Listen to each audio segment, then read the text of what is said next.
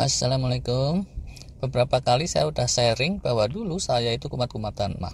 Saya udah ceritain vertigonya sampai penyembuhannya dan seterusnya.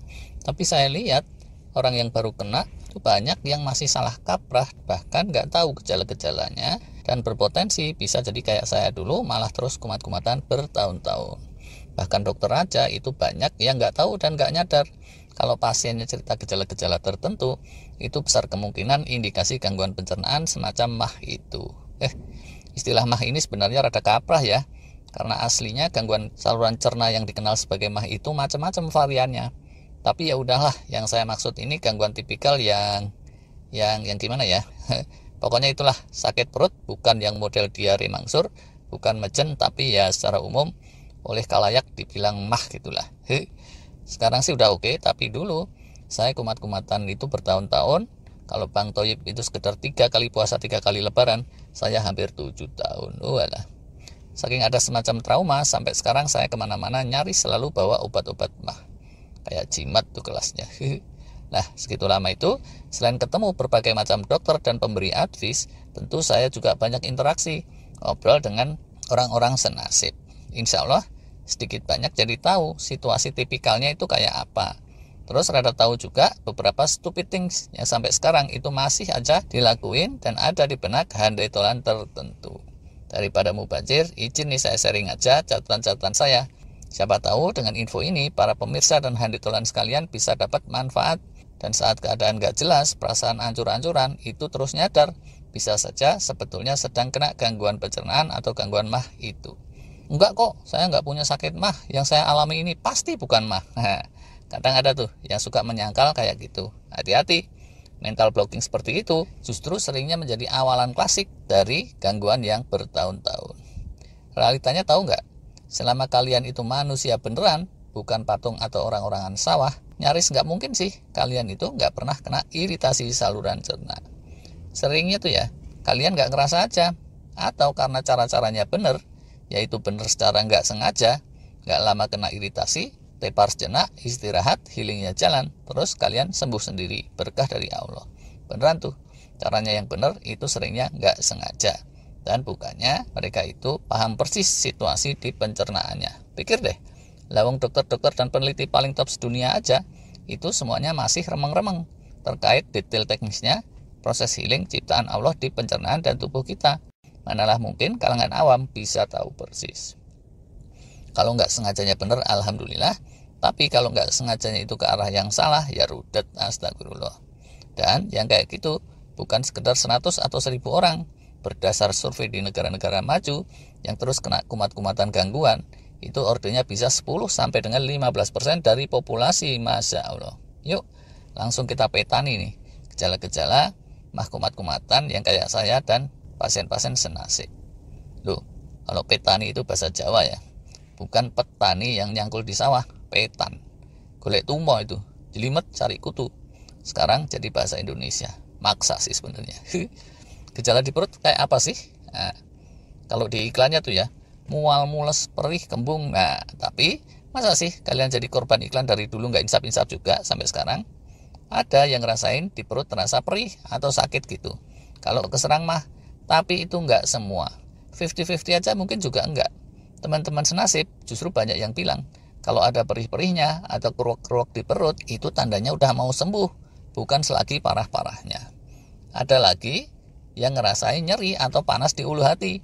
Tapi ya yang paling banyak itu saat kumat-kumatan mah di area perut, gak ada rasa apa-apa sama sekali. Leaky gut yang kemarin kita ulas, vertigo, yang juga pernah kita ulas, itu fenomena yang sering barengin kumat MAH.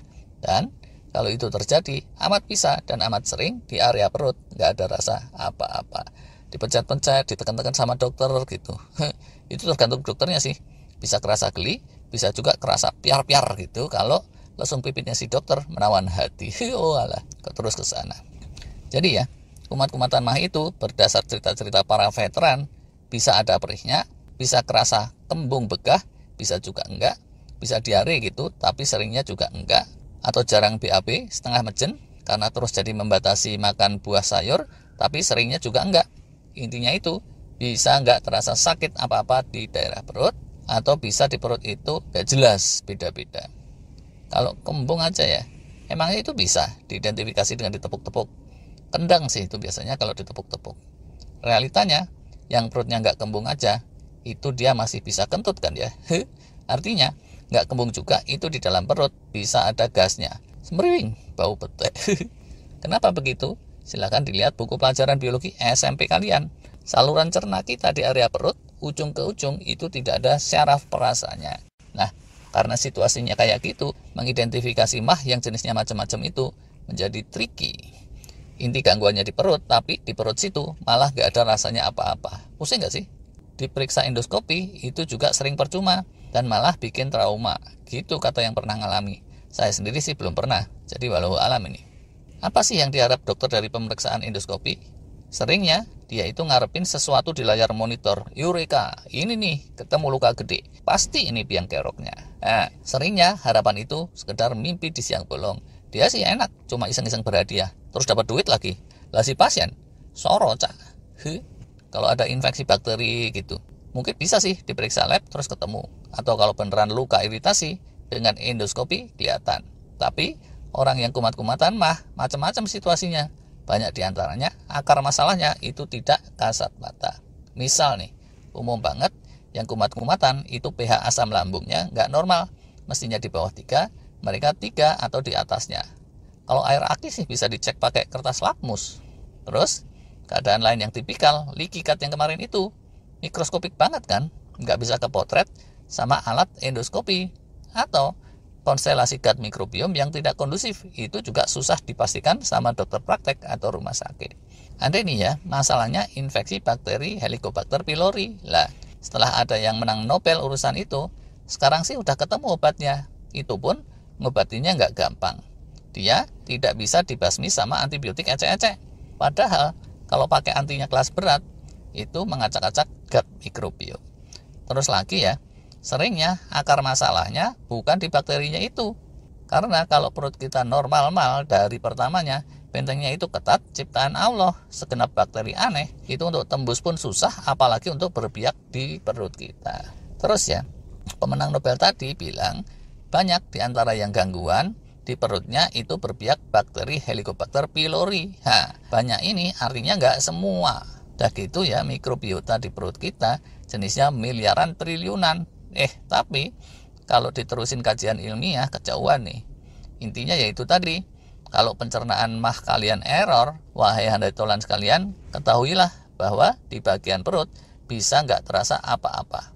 Atau kerasanya seperti apa, itu bisa berubah-berubah, bisa nggak jelas. Itu aja sih inti sharingnya kali ini.